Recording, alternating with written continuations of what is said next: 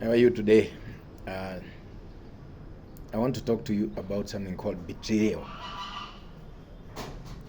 Have you ever been betrayed by a friend of yours, by a partner, or even a family member? Maybe they promised to be with you, but when the time came for a reckoning, they were not there. Yes, let's be honest. Betrayal hurts, not just because of what was done, but by the person who did it. It cuts deep because it comes from the people closest to us, our friends, the people we depend on emotionally, socially, and even spiritually.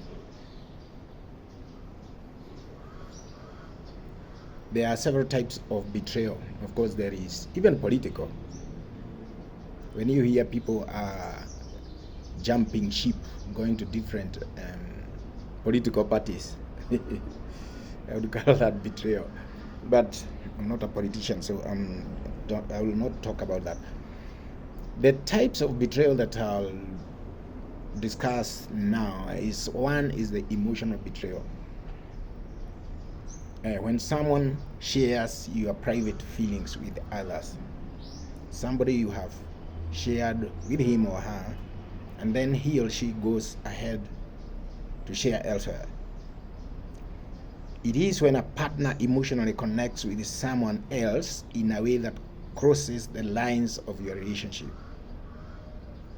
Emotional betrayal.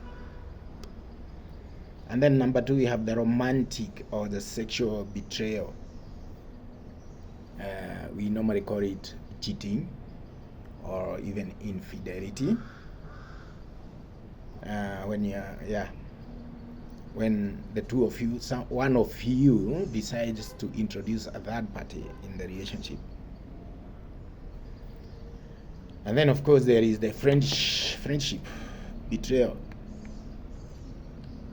Yes, gossiping behind your back, siding with the people who hurt you.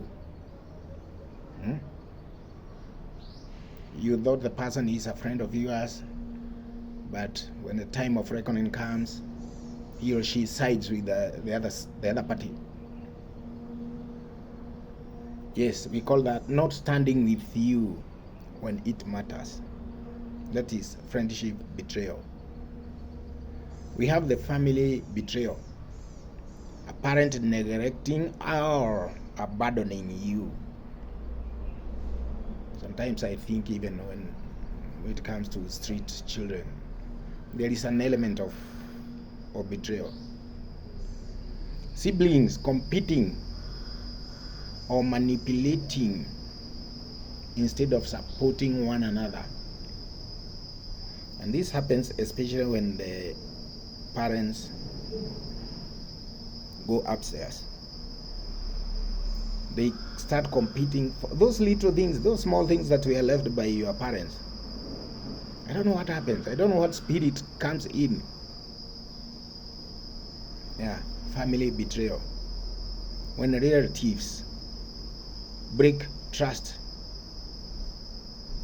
or expose you to harm in different ways. We have seen it. I think what I'm telling you is not new, but you have come through this. You have seen it. And then we have the betrayal of confidence. When someone breaks or does not keep a promise, or somebody you shared something with someone in confidence, and then that one goes and tells another one and tells, this is in confidence. Now usiambie mtu. It becomes a chain. Now usiambie mtu, usiambie mtu. Already there is no confidence there. It has evaporated. It has gone into smoke. Betrayal of confidence. When someone is a mentor or a leader and lets you down by abusing the power or by failing to protect you. That's betrayal of confidence. Something very, very, very. When we train mentors, it's one of the things we tell them. A mentor, I don't want to equate a mentor with a priest, just like the way you go for confession, the Catholics. You don't expect the priest to go yelling, "Hey, that guy did this and that." You know, it doesn't happen that way. Even a mentor, he or she will betray you in confidence if he goes shares what the two of you have discussed or shared. Now, something surprising. Did you know there is something called self-betrayal? Yes, you betray yourself. How does this happen? Yeah, you ignore your value or needs just because you want to please others. Ignore yourself. Yes, it does. I think I have done an episode. I've discussed this previously. Ignoring yourself because you want to please others. That is self-betrayal. And again, you repeatedly silence the voice, that inner voice that tells you, do this, because you fear confrontation. Okay? The other day I was talking about manipulation in a relationship. There is a voice telling you, get out of this relationship, but you don't want to listen to it. You deny yourself. I have also uploaded a video about denial. You are betraying yourself. Okay? I don't want to repeat why it hurts much.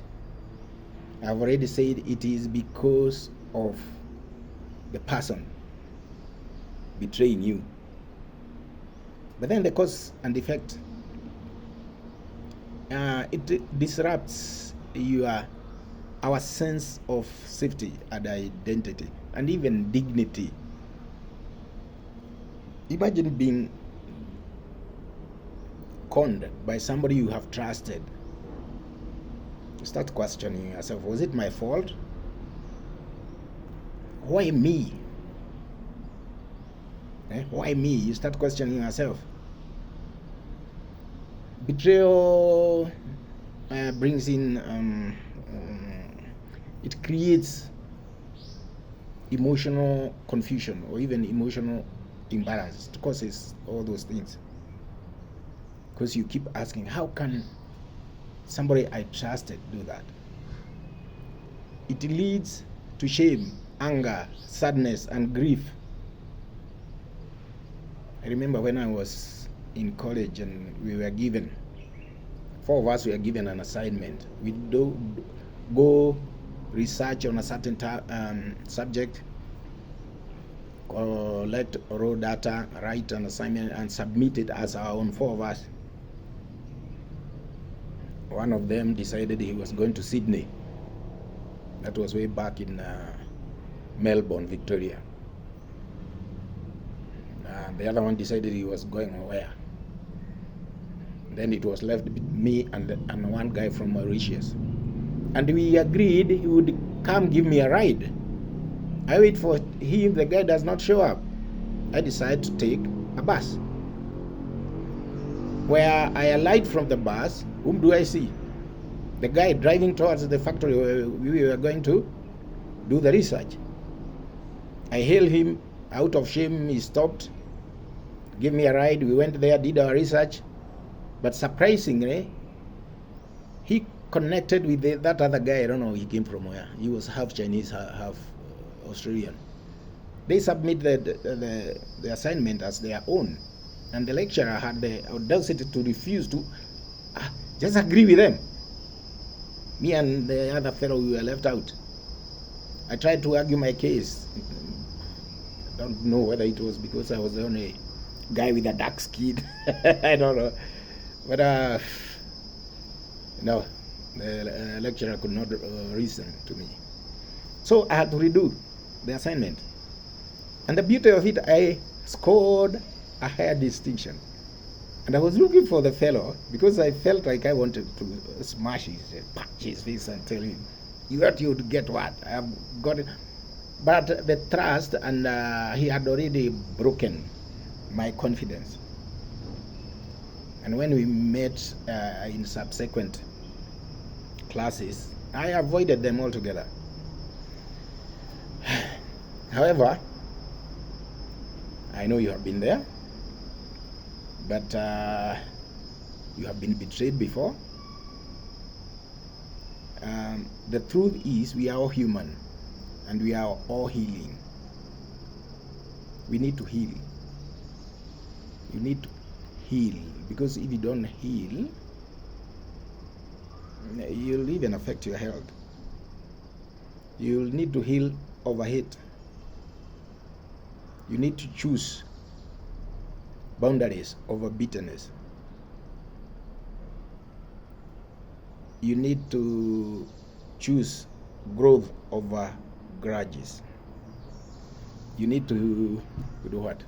To choose healing over hate. That is what I should have said. Yeah. Because you are not meant to be in pain forever. You are meant to rise from it. You remember that thing we call resilience. Resilience is bouncing back. Bouncing back from a failure. So you need to acknowledge the pain. This is the pathway to healing. Acknowledge the pain, because it pains. It really pains. Seek safe spaces to let it go, to release. You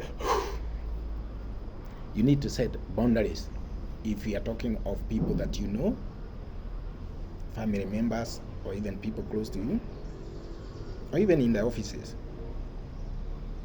you need to learn and reflect. The problem with us, we rarely learn.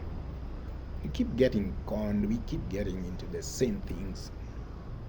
Learn and reflect. And then the hardest thing is you need to choose forgiveness carefully over time. Because if you don't choose forgiveness over time, what will happen is you'll never rebuild trust. Trust to yourself, and even trust to humanity.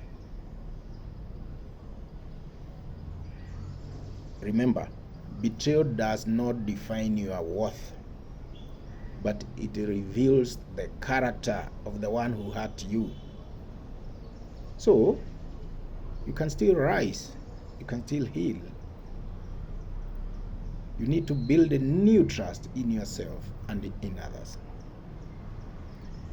If you think I have told you something, why don't you like? Or why don't you subscribe if you think I have said anything? Otherwise, go ahead and be safe. Make sure you don't get betrayed or